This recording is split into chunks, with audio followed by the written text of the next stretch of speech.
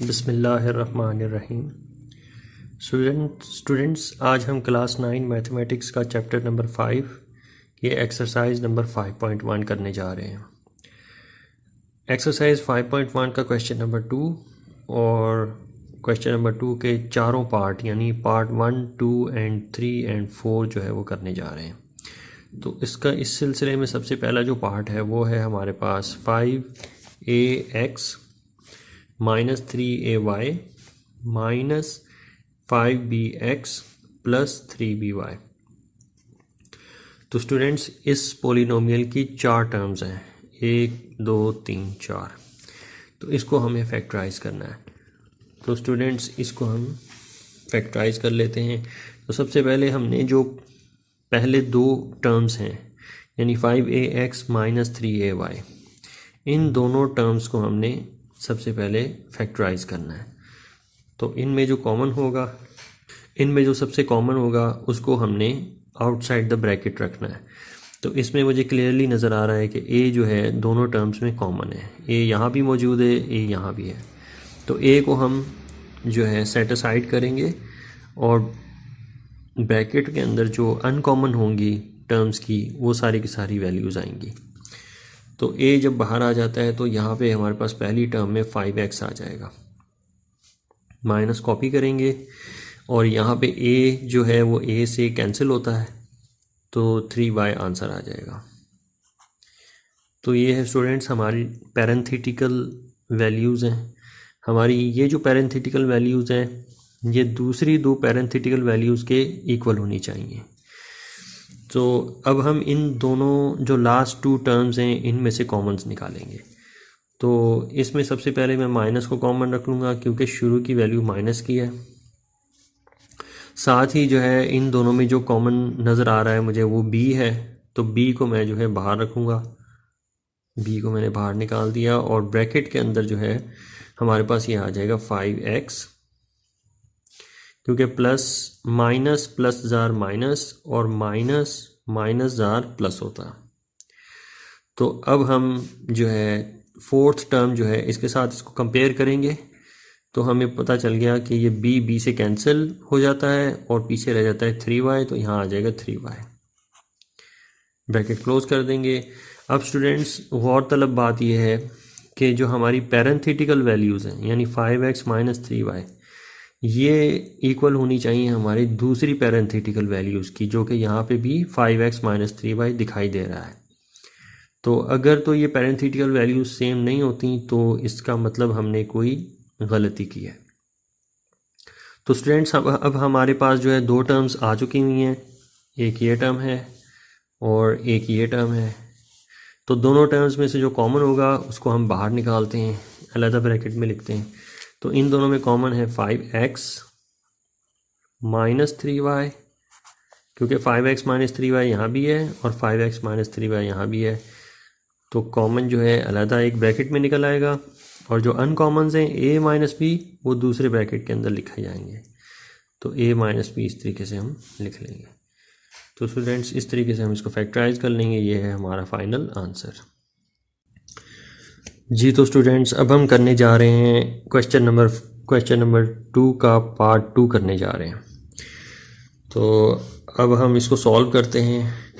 तो इसमें भी आप देख सकते हैं कि इसमें भी 4 टर्म्स हैं, 3xy plus 2y minus 12x minus 8। तो इसको भी फैक्टराइज करने का सेम मेथड है कि पहली 2 टर्म्स को आप जो है इसमें से कॉमन्स निकालेंगे और फिर बाद में अगली 2 टर्म्स का कॉमन्स निकालेंगे। तो पहली 2 टर्म्स में से जो कॉमन मुझे नज़र आ रहा है वो है y, ये क्योंकि y यहाँ भी पहली टर्म में भी है और सेकंड टर्म में भी है। तो y को एज अ कॉमन जो है हम बाहर निकालेंगे ब्रैकेट से। तो ब्रैकेट में जो आएंगी चीज़ें वो अनकॉमन्स होंगी। तो 3x जो है ब्रैकेट के अंदर आ जाएगा, क्योंकि y को 3x से मल्टीप्लाई करेंगे तो 3xy आंसर आता है। बीच में प्लस का साइन है और y से यहाँ पे कैंसिल हो जाता है तो ओनली जस्ट 2 आएगा यहाँ पे। तो ब्रैकेट हमने क्लोज कर ली। अब नेक्स्ट टू टर्म्स जो हैं, लास्ट टू टर्म्स, उसमें से भी हम कॉमन निकालेंगे तो हमें पता चल रहा है कि माइनस एक तो माइनस कॉमन है और दूसरा फोर भी कॉमन है, क्योंकि 4 3 ज़ा 12 और 4 2 ज़ा 8। तो जो अनकॉमन होगा वो ब्रैकेट के अंदर आ जाएगा। तो माइनस प्लस जार माइनस होगा और 4 3 आर 12 और साथ में एक्स। अगेन ये माइनस है तो माइनस प्लस आर माइनस और 4 2s आर 8 हो जाएगा। तो इस तरीके से स्टूडेंट्स हम इसको फैक्टराइज कर लेंगे। अब हम इसको सेपरेट ब्रैकेट्स के अंदर लिखते हैं। दोनों टर्म्स में जो कॉमन है वो 3x + 2 है, तो 3x + 2 सेपरेट ब्रैकेट के अंदर आएगा और y - 4 सेपरेट ब्रैकेट के अंदर आएगा। तो y - 4 इस तरीके से मैंने कॉपी कर लिया। तो इस तरीके से स्टूडेंट्स हमने इसको फैक्टराइज कर लेना। ये है हमारा फाइनल आंसर। जी तो स्टूडेंट्स अब हम करने जा रहे हैं क्वेश्चन नंबर 2 का पार्ट 3। तो पार्ट 3 में भी 4 टर्म्स हैं। तो हमारे पास जो फर्स्ट 2 टर्म्स होंगी इसमें से हम कॉमन्स निकालेंगे सबसे पहले, उसके बाद जो अदर 2 टर्म्स हैं उसमें से बाद में हम कॉमन निकालेंगे। तो सबसे पहले फर्स्ट 2 टर्म्स में से कॉमन जब निकालेंगे तो हमारे पास x जो है वो कॉमन नज़र आ रहा है दोनों टर्म्स में। तो x को हम लिख लेते हैं क्योंकि ये कॉमन है, और ब्रैकेट के अंदर जो आएगी वैल्यू कि x को x² से मल्टीप्लाई करें तो हमारे पास x³ आता है। तो यहाँ पे आएगा x², बीच में प्लस का साइन आएगा। x जो है सेकंड टर्म में जो x है वो इससे कैंसिल हो गया, ओनली जस्ट 3y² आ जाएगा। तो ये 3y² को मैं ब्रैकेट में लिख लेता हूँ। अब स्टूडेंट्स नेक्स्ट जो 2 टर्म्स हैं इनमें जो कॉमन वैल्यूज़ हैं, सबसे पहले तो साइन कॉमन है दोनों का, माइनस का साइन बाहर आएगा, और दोनों जो टर्म्स हैं इनमें कॉमन y है तो y को मैं बाहर निकाल लेता हूँ, और साथ में 2 भी कॉमन है क्योंकि 2 1s are 2 2 3s are 6, 2 भी कॉमन है तो 2 को भी बाहर निकाल लेंगे।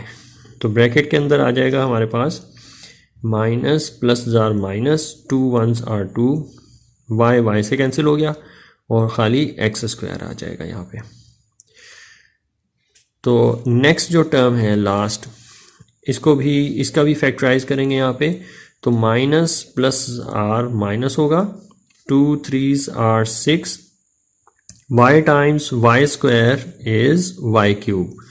तो इस तरीके से स्टूडेंट्स हमने इसको फैक्टराइज कर दिया। अब आप देख सकते हैं क्लियरली कि जो पैरेंथेटिकल टर्म्स हैं ये दोनों जगह पे सेम है।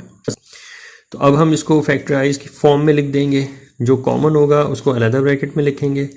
तो ये हो जाएगा हमारे पास ब्रैकेट शुरू x² + 3y² bracket close whole into जो अनकॉमन वैल्यूज़ होंगी यानी x और -2y वो सेपरेट ब्रैकेट में आएगा।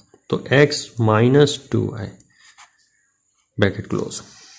तो स्टूडेंट्स इस तरीके से हमने इसको फैक्टराइज कर लेना है। ये है हमारा फाइनल आंसर। जी स्टूडेंट्स अब क्वेश्चन नंबर 2 का लास्ट पार्ट करने जा रहे हैं। तो क्वेश्चन नंबर 2 के लास्ट पार्ट में आपको 2 टर्म्स नज़र आ रही हैं, x² - y² multiplied by c, और दूसरी टर्म है y² - z² multiplied by x। तो आप देख सकते हैं कि जो पैरेंथेसिस के अंदर जो वैल्यूज़ हैं यानी पैरेंथेटिकल वैल्यूज़ जो हैं वो बिल्कुल ही डिफरेंट है। यहाँ पे x² - y² है, जबकि यहाँ y² - z² है। तो ये 3 वेरिएबल्स आ रहे हैं x, y एंड z। तो इसमें पैरेंथेटिकल वैल्यूज़ जो हैं वो बिल्कुल डिफरेंट है। तो अब हम क्या करेंगे इस क्वेश्चन में कि सबसे पहले हमने इसको मल्टीप्लाई कर देना है z से इस पूरी वैल्यू को मल्टीप्लाई कर देंगे, एक्सपेंड कर देंगे। तो एक्सपेंड फॉर्म में इसको लिख लेंगे। तो z से जब x² मल्टीप्लाई होगा, सबसे पहले मैं इसको रीअरेंज कर लेता हूँ। z जो है पहले आ जाएगा और x² - y² को इस तरीके से हम रीअरेंज कर लेंगे। बाद में जो x यहाँ पे मल्टीप्लाई हो रहा है पूरी वैल्यू से, तो x को हम पहले लिख लेते हैं और ब्रैकेट के अंदर y² - z² जो है वो बाद में आ जाएगा। अब हम स्टूडेंट्स इसको मल्टीप्लाई करवा देंगे। तो z time x² is zx², बीच में minus, z times y square is zy squared, बीच में प्लस, और x time y square is xy square, और प्लस माइनस आर माइनस, और x time z square is xz square.